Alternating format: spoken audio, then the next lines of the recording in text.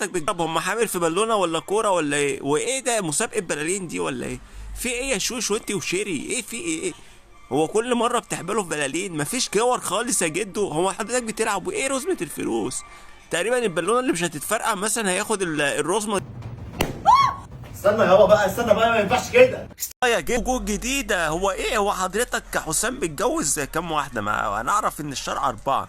في جوج جديدة عمال يتجوزوا حسام. انا شايف البالونة تاني واحدة دي البالونة كبيرة. هل هي حامل في توأم؟ حامل في بلالين ولا حامل في كور كفر ولا ايه الحكاية يا جدو؟ انت ايه عمال تضرب بالبالونة والابرة ما بتكدبش ابدا؟ استنى انت، دول ضاحكين علينا ومفهميننا انهم حوامل. انا حامل بجد والله يا عم. حامل في طبعا في بالونه، بس بالونه صغيره. وشيري حامل في تقريبا في بالونه كبيره توأم، جايبه مجموعه بلالين كبيره يعني. فالتالتة دي اللي بتقول لك انا حامل، هي تقريبا يا جدو حامل في مفرش سرير. فمهما هتحط الابره مش نافع. دي عايزه خرزانه عشان تنجدها. راسي